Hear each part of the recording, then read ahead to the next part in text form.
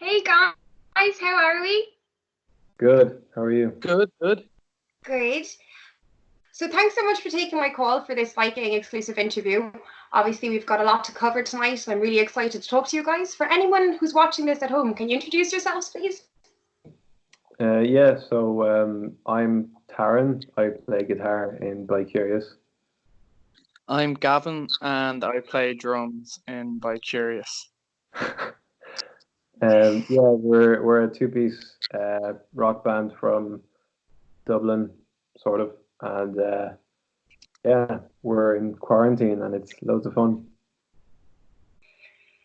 Yeah, so the last gig I saw before quarantine started was actually one of your gigs where you were supporting Brian and Jane there 2 Thursdays ago. So Yeah. that's kind of, a momentous thing for me that the last band I saw live is actually doing an interview with me while in quarantine. Yeah, that was a good gig. It was fun. It was an Yeah. amazing gig.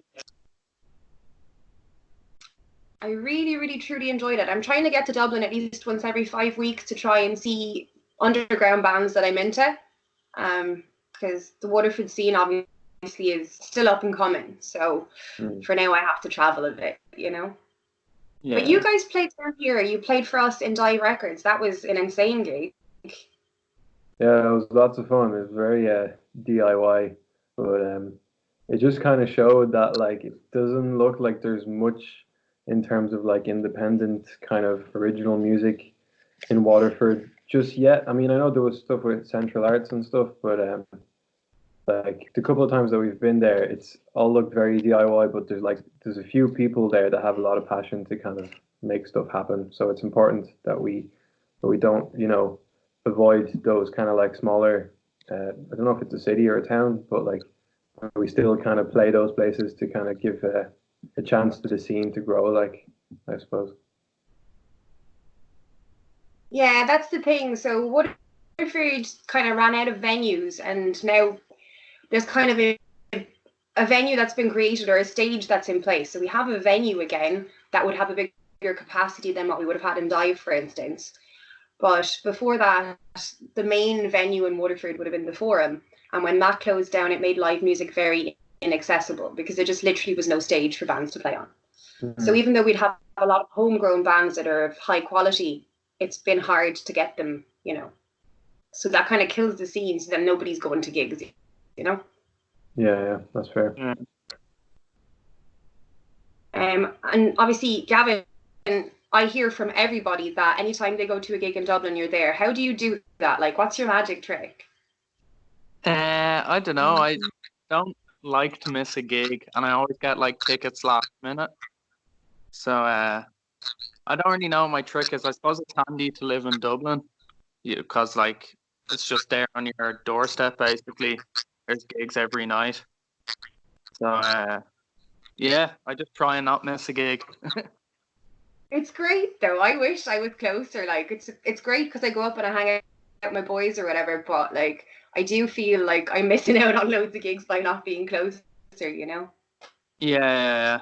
It's lucky that I'm lucky that I live in Dublin. And since the lockdowns happened, Taryn and Gavin, what's kind of been your situation with everything that's going on in the world right now and the big changes? Well, personally, I've just been staying at home with my family and just trying to be as like productive as I can in terms of like still doing stuff for the band and just writing music and stuff and trying to like not ignore all the bad stuff that's happening, but just kind of like not let it affect me too negatively, I suppose. Like, Okay. yeah. I've been doing fuck all to be honest. I've just been watching a lot of TV and listening to music. But yeah, I'm trying to set up my drum kit again in my house. Um, but yeah, hopefully tomorrow I'll start being as productive as Karen. I've had to You did set put up up a deadly playlist, in fairness. So you kind of did something. That's true. Yeah, that's true. Yeah. Yeah, You know, I've had to set up like a little routine for myself because like for the first few days of staying at home, it was just kind of a mess. We didn't really know what to do. But because we have a baby at home, we're like I told my girlfriend that like okay, there's 2 hours in the morning where I just have to do work, and then there's 2 hours after that where like I can take him and you can do your own thing, and then 2 hours after that I can do work again. It's just like you have to like set yourself some kind of rules to be able to be productive because you're at home all day. It's just easy to do nothing. I find. yeah, I'm the same because I have a young boy and obviously I live on my own with him. So I kind of can only do work after he goes to bed, or I can do work maybe for 2 hours during the day if he's having a bath or watching TV. But outside of that, it's just been a full mom role, mom role, mom role, which is new. And I thought I would be really lost in it, but actually I'm enjoying the hell out of spending time with my kid. It's been deadly, like, because there's no distractions and I don't feel under pressure to be doing a million other things, which is not something I'm used to because I've always had kind of 4 jobs on the go.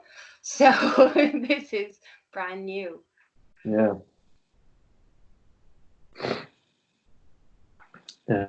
Cool. So you guys were on tour in France, and the last interview I did was actually with a French musician. I'd like you to talk to me about what tour in Europe was like, if you can. Gav, you should say what it was like for you because you can't speak French. Yeah, Jesus. When we were in France, it was like Taryn was speaking French on stage all the time. And all I said, like I usually say when we play in Dublin, I'd be like, thank you. So I was just like, I'll just say merci. And then Taryn goes in French. He was like, the only word Gav knows is merci. And I had no idea what he was saying. And everyone in the crowd was all like, ho, ho, ho, ho, ho, ho. Yeah. Yeah, it was a weird experience. Like, just like everyone speaking a different language to you. But it was good and the food was good. Especially in Italy, the food was class. I'd like the best pizza I ever had when we were in Italy. So yeah. What kind But of pizza was it? I'm really interested in food. it was like it was like a pizza made in like a wood fire oven thing. But I had like ham and brie on it, which was class. But it was actually in Bergamo, which is like I think the place with the highest like cases of coronavirus, I think. So Yeah, it's up north. yeah. It's where my my granddad's very close to Bergamo. So he's in Lake Major, which is just beside Lake Garda. Oh yeah. I was Skyping with him actually yesterday as well. And like they've been on lockdown for 2.5 weeks now. The man hasn't like left the house. It's just insane when you're talking to people. Because when I was talking to Roman in France, they've only been on lockdown for 3 days. And they get these passes and they've been able to go running with the passes, and he was like, I didn't realize we had that many joggers in France until I left the house to go for a walk. Like, Jesus. That's my mad. granddad the same, he was saying all he's doing is sleeping, like, because he's just so bored. Yeah. Yeah, it's And tough. Karen, you speak French. Are you part French or? Yeah, I was born in France and I moved to Ireland when I was 16. So I've actually spent most of my life in France. But yeah, my mom's Irish. That's why I kind of have an Irish accent. Well, I was born in Ireland and then we moved to Switzerland when I was 3 years old, and then I lived between Switzerland and France till I was 14. So similar story. That's why I have French. Cool. That's very cool. Yeah. Hence the French interview as well. I was like, I know he speaks French, but I don't know how I know he speaks French. Who is it? Who is the guy that you interviewed actually? So The French. his name is Roman Gold, and he's pretty big in France. He would have been on The Voice, like the French version of The Voice years ago. He's based in Nantes. Cool. The hope is I'll actually be getting him over here for an Irish tour next year. Nice one. Yeah, because I worked with him back in 2013 2019, and he reached out to me about 4 months ago. So I'm working on that. But obviously everything's up in the air now. Definitely.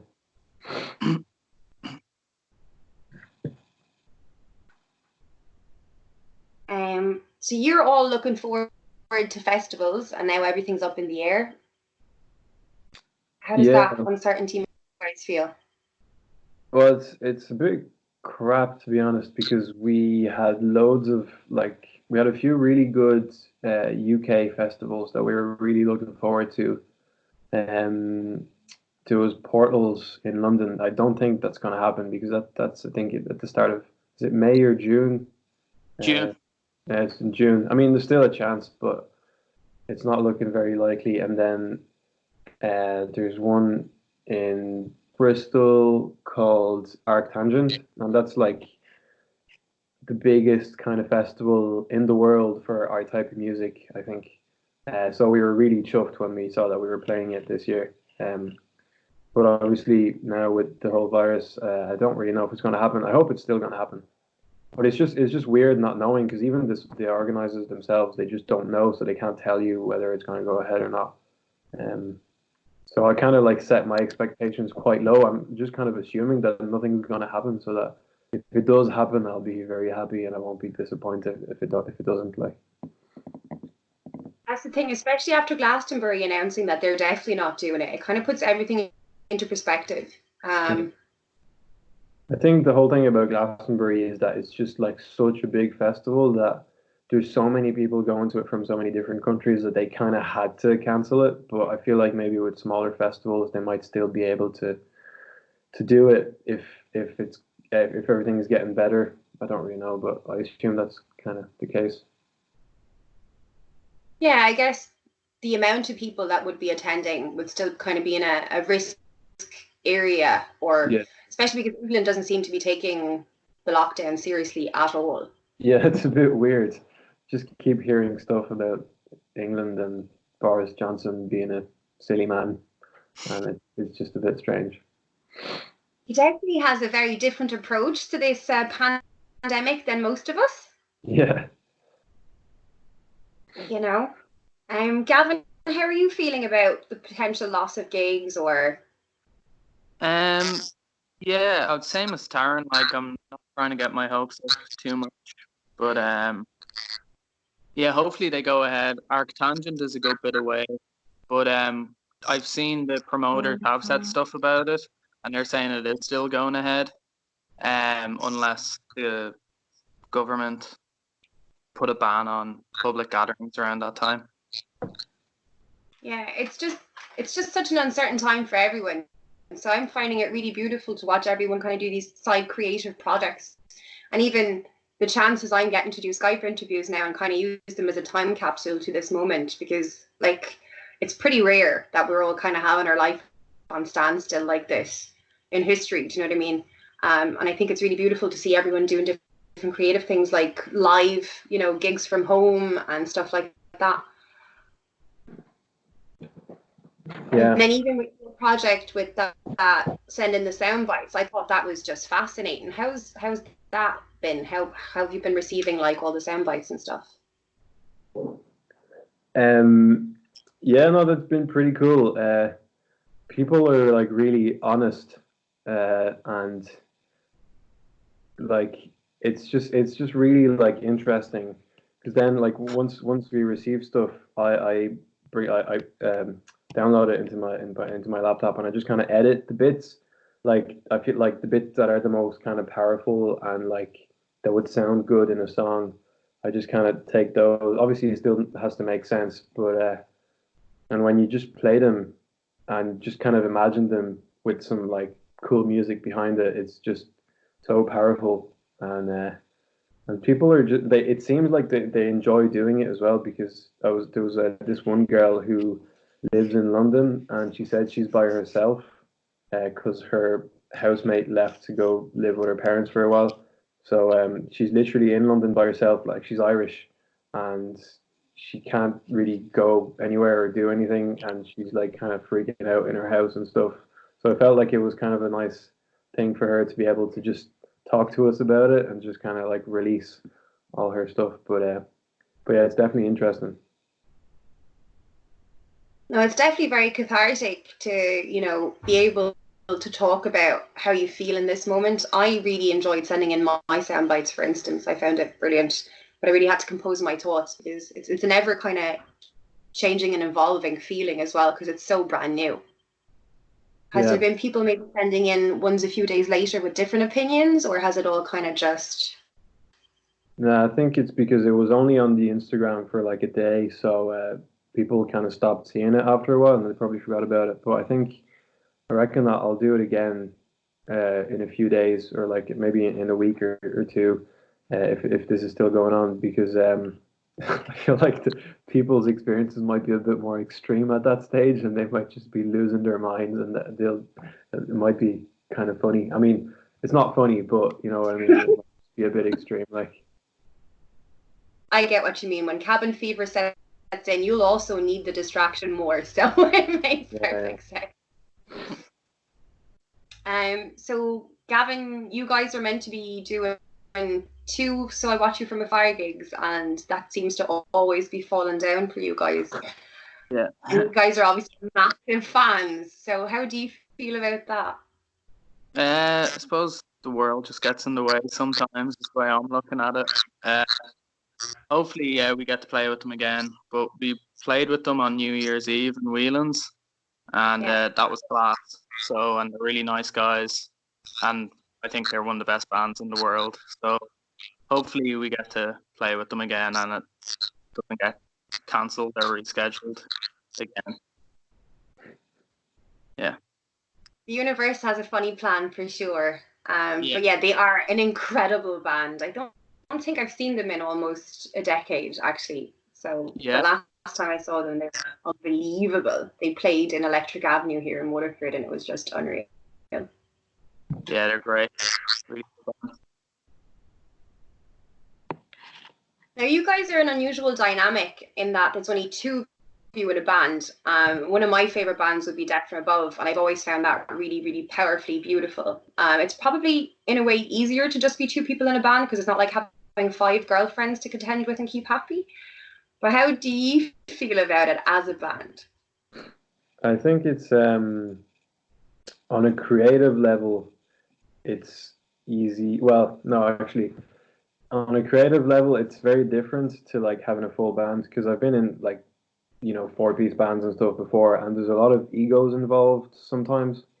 And when it comes to like songwriting, if there's like four songwriters in a band, it can get a bit tricky sometimes because everyone wants to have their way. But because with myself and Gab, like I kind of like have the harmonic aspect and like the melodic aspect of things, and Gab has kind of like more the rhythmic aspect of things. So we both have our own kind of like jobs to do, but we don't really get in each other's way, and we just kind of like work together for the song, which is really good. And in terms of like management of the band and stuff, it's a lot easier because you only have to like two people only have to agree together as opposed to like four or five people, so it's and for travel as well, going on tour is so much cheaper and so much easier Yeah. as well.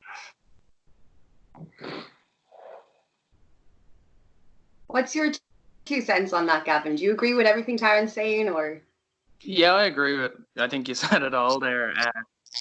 Yeah, so I find it a lot easier having just two people in a band, especially with rehearsals and stuff. It's either like, can you do it? It's a yes or no, and most of the time it's yes, and you're not waiting for three other people to get back to you. So yeah, I think it's easy in that sense. Yeah.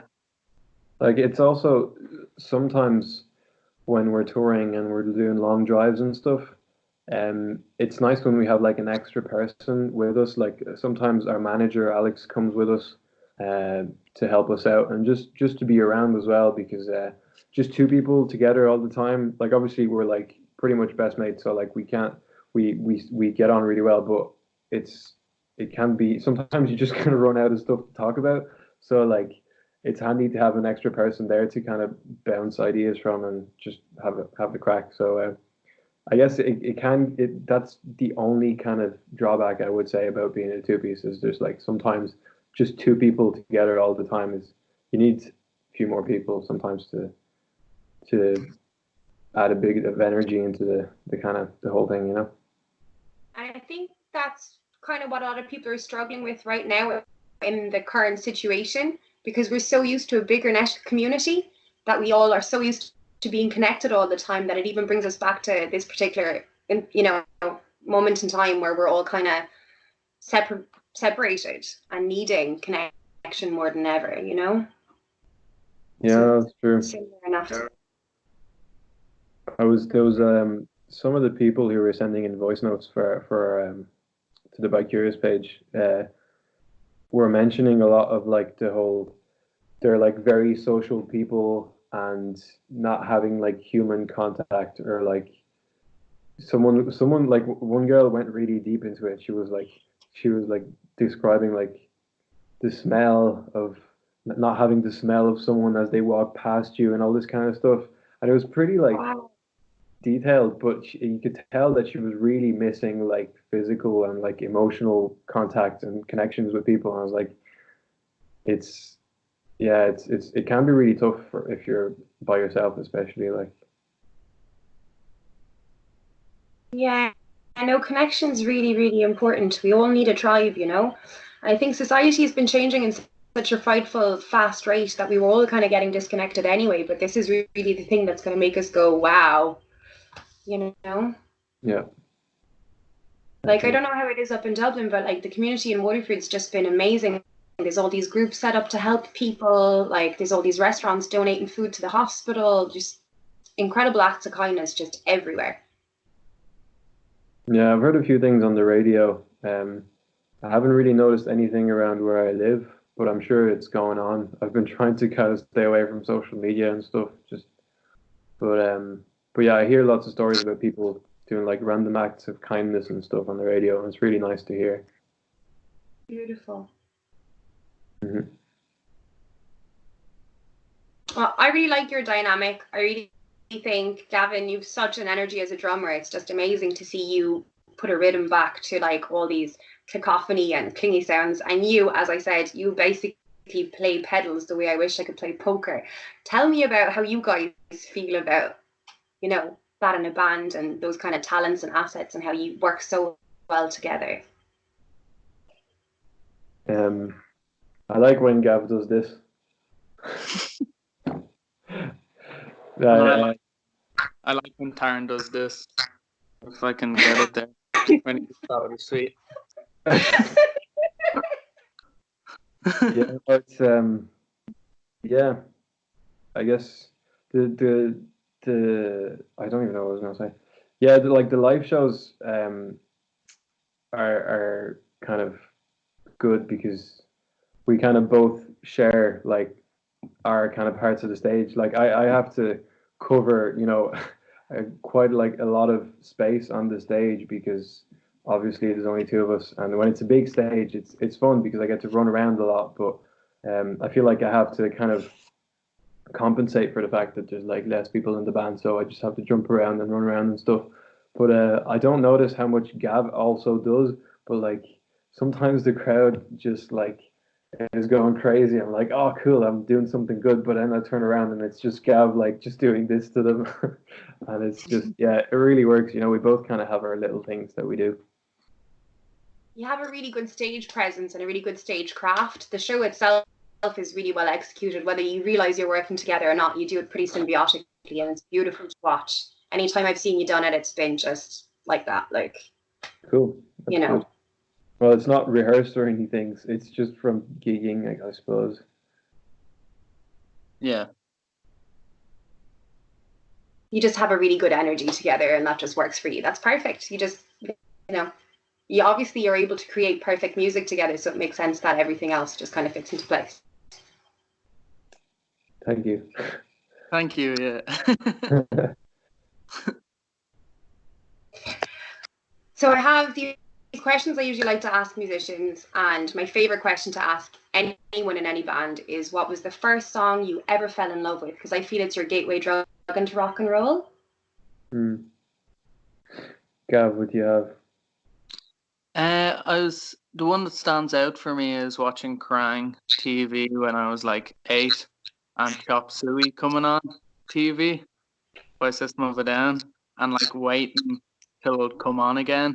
So like watching through the ads and every other music video. So yeah, I'd say Chop Suey by System of a Down. Nice. That's a pretty life altering song, all right, you know. I think when that came out, everyone was just like, ooh, what is this sound? Yeah, it's a great tune.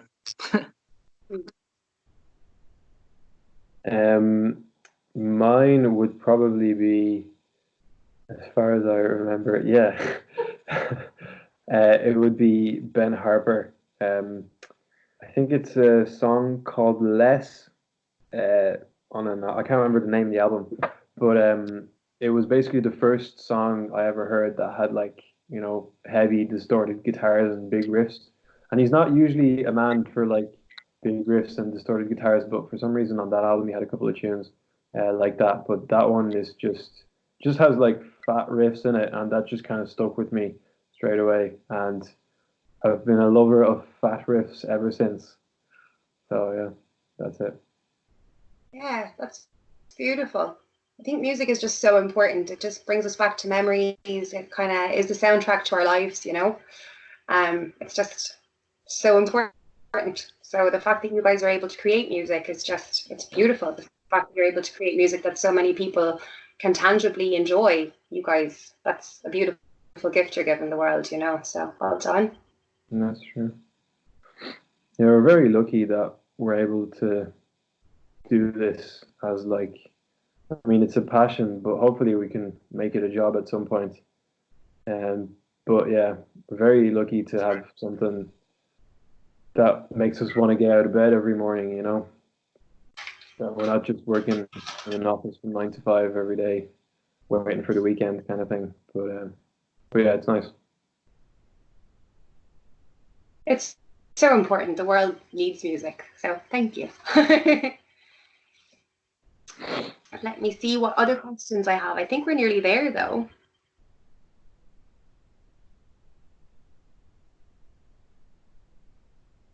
Do you have anything you want to add yourselves, or?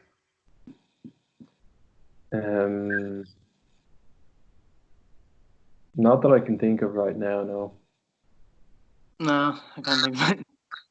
I guess like maybe I was thinking about this. I think that I read one of your questions earlier about like how the creative process was during this time, because obviously like we can't, like we could technically meet up, me and Gav, but I was a bit sick during the week, just kind of like a cold or something. So like I decided that it probably wasn't, just in case I had the virus or whatever, it's probably best that I just stay at home.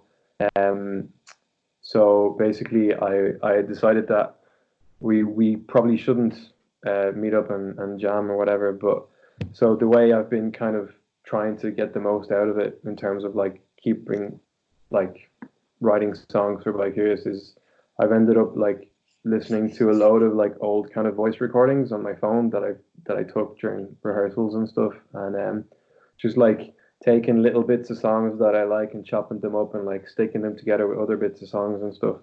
And it's a weird way of writing songs, but it's kind of cool because I get to like listen to all the stuff that we jammed once and then never went back to, and then I find old stuff that was really cool and we forgot about. So it's really nice, and I'm actually like I'm working on a couple of songs at the minute that I'm going to show Gav as soon as this is over. But it's exciting in a way to kind of change your creative mode, I suppose. It's cool. Yeah, we're all kind of being forced into trying something different. Like I'm having to try do Skype interviews instead of doing face-to-face or radio interviews. I'm kind of being forced into doing my comedy on my own in the sitting room, which is really unnerving because there's no one to laugh. I don't know if I'm being funny or not, you know. But yeah, it's definitely a time where you can finally go back to projects you've forgotten about or things that you weren't really so pushed about, and I'm really enjoying that. Gav, what way are you approaching that creativity side? Well, I was saying earlier that I'm still trying to set up my drum kit, so I haven't been too creative recently. But Yeah, I'm gonna start because Karen did send me on some of those voice recordings, and I'm gonna listen to them back. And there's some drum grooves in there that I'm gonna refresh and practice. So, yeah. It is. It's exciting. It's kind of like we have no choice but to reframe everything that we do. You know, it's like a constant adaptation in a world that we're just so used to taking for granted. It's sort of beautiful in a sordid kind of way. You know. Definitely. Well, I am really delighted that you took the time to talk to me this evening, and hopefully the next time I see you at a gig, the world doesn't change too much the week after. Because that seems to have it. Like the last Viking gig I went to, the following week I was working for Viking. You know what I mean? And then, so third time's the charm. I meet the man of my dreams. Hopefully. Hopefully, yeah. Cool. Well, guys, thank you so much for your time. Best of luck with the project. Again, I said I think it's really, really exciting. That idea of listening to all those sound clips, and you're doing something really beautiful because you are giving people a catharsis and a way to kind of release how they feel. And the idea of that being immortalized in this song is just awesome. You know? Yeah, hopefully it turns out well, I hope. Of course it will. Why wouldn't it? Like, do you know what I mean? You're in charge. Like, it's going to be deadly. We'll see. So I'll stop. No, it's not. We'll see. It's going to be deadly. Like. Okay. It's gonna be class. It's going to be the best song ever. This is the one that makes you multimillionaires in like a day. Conceptually, right? It's so interesting. It's basically a mini time capsule to a really big world event. Like, how could it not be an incredible song? Like, you were using other people's energy and feelings to create a moment in time in a song. Like, that's the ultimate soundtrack to your life song. Like, yeah. I mean, I'm kind of assuming that like a load of bands are gonna write songs called coronavirus or like self-isolation in the next few months. So I suppose we have our own kind of song as well, but it'd be slightly different, I suppose, in the sense that we just have other people talking about their own experiences, which is, I guess, it's kind of a refreshing idea, I suppose. Cool. it is a really refreshing idea, and it's a really different thing. You're absolutely right. Everyone's going to be talking about their experience, their personal experience. But you're kind of removing the ego element by letting other people converse and allow you an insight into their experience. You know, that's how I see it. I think it's really beautiful. Sweet. Thank you. You're welcome. So, thank you so much for taking the call. We will talk to you soon. I'll just press the off record button 1 second.